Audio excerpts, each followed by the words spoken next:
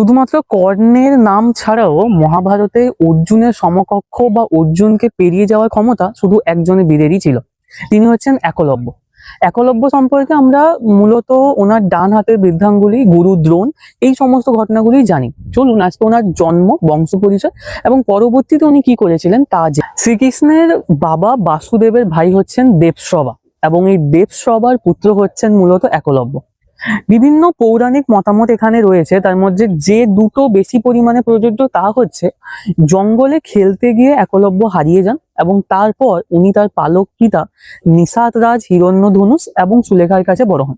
আবার আরো একটা মত এমন রয়েছে যে যখন ওনার জন্ম হওয়ার পর যখন ওনার জন্ম পত্রিকা দেখা হয় তা দেখে পুরোহিতরা বলেন যে উনি কুলনাশক হিসেবে জন্মগ্রহণ করেছেন, অর্থাৎ উনি এই কুলে থাকলে এই পুরো কুলটা ধ্বংস হয়ে যেতে পারে।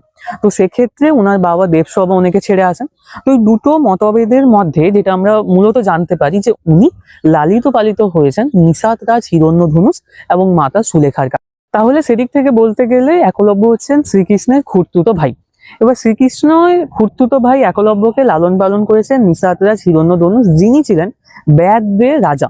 তো সেই অর্থে বলতে গেলে কিন্তু একলব্য যুবরাজ ছিলেন ওই ব্যাধ অঞ্চলের ক্ষেত্রে। এবার ওই একলব্যের বাবা নিষাদরাজ, হিরণ্যধনুষ, উনি মগধের হয়ে সেনাপতি হিসেবে নিযুক্ত ছিলেন। তো সেক্ষেত্রেও একটা যোগাযোগ সূত্র মূলত আমরা পাই একলব্যের দ্বারা।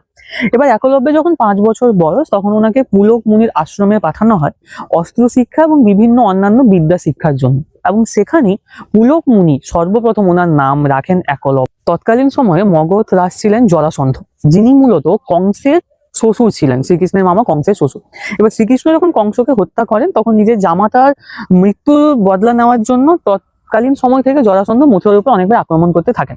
এবার মগধের রাজা জরাসন্ধের সেনাপতি হিসেবে তৎকালীন সময় ছিলেন নিষাদরাজ, হিরণ্যধনুষ, এবং একলব্য যেহেতু ওনার ওই দলেই যুক্ত হয়েছিলেন। তো সেদিক থেকে বলতে গেলে শ্রীকৃষ্ণের শত্রু হলেন কিন্তু একলব্য। তো তারপরে যখন আমরা রুক্মিণীর অপহরণ দেখি, শ্রীকৃষ্ণ যখন নিরস্ত্র অবস্থায় রুক্মিণীকে অপহরণ করে নিয়ে আসছিলেন, তো অনেকের মতে তখনই শ্রীকৃষ্ণ একলব্যকে বর্তমান দিনে দাঁড়িয়েও একলব্যের মূলত অনেক প্রাসঙ্গিকতা রয়েছে। কর্ণাটকে খেলাধুলায় স্বাবলম্বিতার জন্য একলব্য পুরস্কার দেওয়া হয়, এবং তাছাড়াও গুরুগ্রামের কাছে বা গুরগাঁওয়ের কাছে খাসদা বলে একটা গ্রাম রয়েছে, যেখানে মূলত একলব্যের মন্দির আছে। কথিত রয়েছে যে ওখানে নাকি যে বৃদ্ধাঙ্গুলিকে একলব্য কেটে ফেলেছিলেন সেটা ওখানে পুঁতিত অবস্থায় রাখা হয়েছে। তো এই ছিল মূলত একলব্যের কাহিনী। এছাড়াও মহাভারতের অন্যান্য আরো অনেক কম আলোচিত চরিত্রগুলোকে নিয়ে ভিডিও আসবে। অবশ্যই ফেসবুকে পেজটিকে ফলো করবেন এবং ইউটিউবে চ্যানেলটিকে সাবস্ক্রাইব করবেন। ধন্যবাদ।